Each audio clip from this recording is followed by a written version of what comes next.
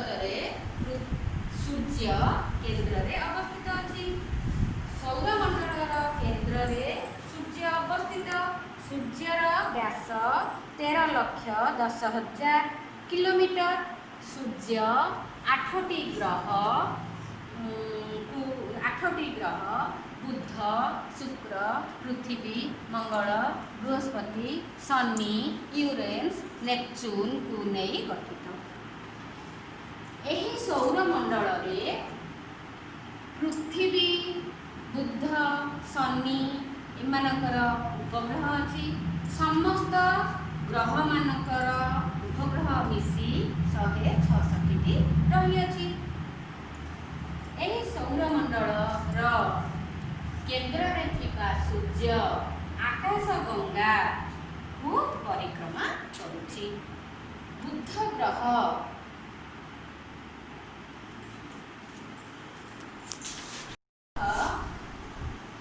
शुक्र, पृथ्वी, मंगल, Brihaspati, Shani, Uranus, Neptune एमाने निज एई ग्रह माने निज चारिपटे बुलिबा सहित सूर्य चारिपटे मध्य बुलुचंती।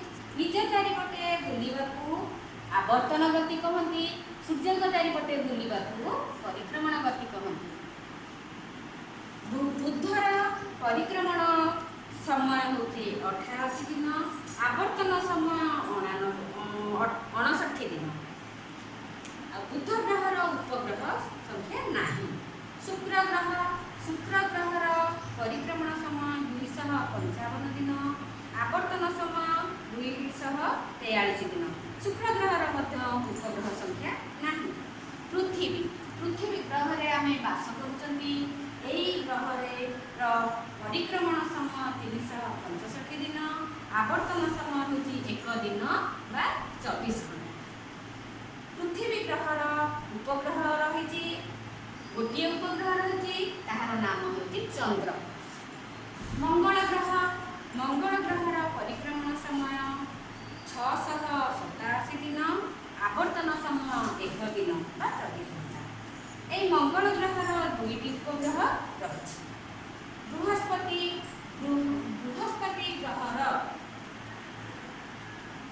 परिक्रमण समय 11 वर्ष 11 मास।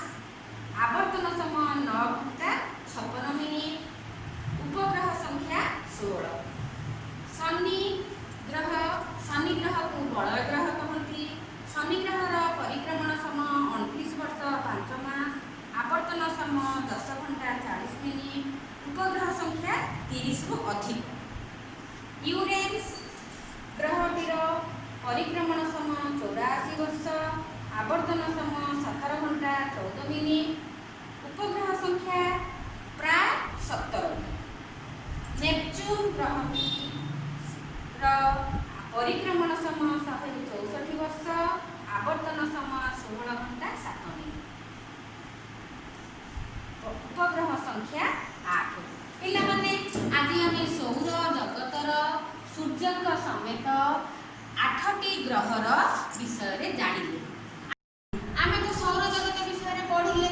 यही सौर जगतर पृथ्वी ग्रह रही। पृथ्वी ग्रह रे आम बास करुचंती। यही पृथ्वी ग्रह होची आमर ग्रह। यही ग्रहर आयतन रे पंचम ग्रह। सूर्य दूरता क्रम बुध और शुक्र पर अवस्थित। यही पृथ्वी ग्रह रे एका जीवजगत तिष्ठि रही। कारण पृथ्वी रे जल, वायु और अन्य उपादान रही। जीवजगत तिष्ठि रही सुजोग रही। विभिन्न प्रकार जीवजंतु वृक्षलता ये सौर जगत रही। सौर जगतर पृथ्वी ग्रह रही। ये पृथ्वी ग्रह रे जल रही बोली ताकू नील ग्रह कहती। आमे जदि महाकाश आपको देखिले यही ग्रह को रंग नील रंग देखा जाए। कारण एटार जल थी नील रंग देखा। पृथ्वीर आकृति अंडाकृति तार उत्तर को उत्तर गोलार्ध दक्षिण को दक्षिण गोलार्ध कहती। दुई पाख सामान्य ईषत चेप्टा थाए। ଏହା 365 ଦିନରେ ଥରେ ସୂର୍ଯ୍ୟ ଚାରିପଟେ ବୁଲି ଆସେ। ଜଳ ଓ ବାୟୁ ମାଟି ଥିବାରୁ ପୃଥିବୀ ଗ୍ରହରେ ଜୀବଜଗତ ତିଷ୍ଠି ରହିବା ଅନୁକୂଳ ରହିଛି।